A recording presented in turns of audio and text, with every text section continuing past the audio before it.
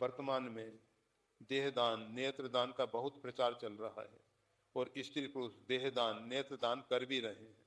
जैसा प्रभु ने हमको भेजा है वैसा ही वापस जाना चाहिए। इस संबंध में मन कुछ भी निश्चय नहीं कर पा रहा है, क्या उचित है, मार्गदर्शन दें।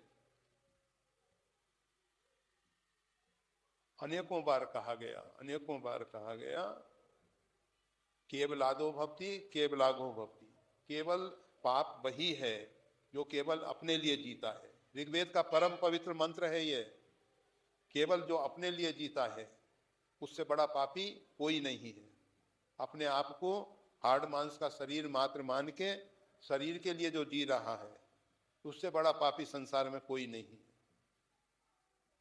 अगर शरीर के अंग किसी के काम आ जाएं तो अच्छा है, परंतु प्रश्न ये उठता है, हमने नेत्रदान किया, अब वो जिसको हमने नेत्रदान किया हम तो चले गए शरीर से, अब वो नेत्र किसके पास पहुंचेगा, कहा नहीं जा सकता है।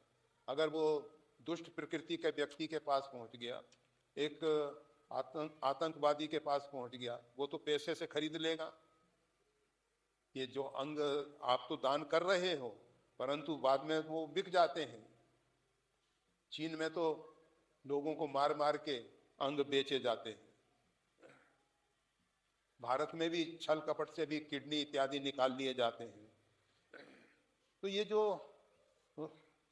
हम स्वयं अपनी इच्छा से दान करके जा रहे हैं वो किसके पास पहुंचेगा इस विषय में कोई निश्चय नहीं है।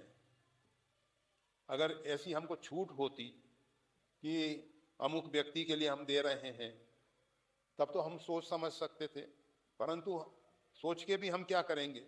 आज जो व्यक्ति बहुत सज्जन दिखाई दे रहा है कल दुर्जन हो जाता है, जो दुर्जन दिखाई दे रहा है वो सज्जन हो जाता है।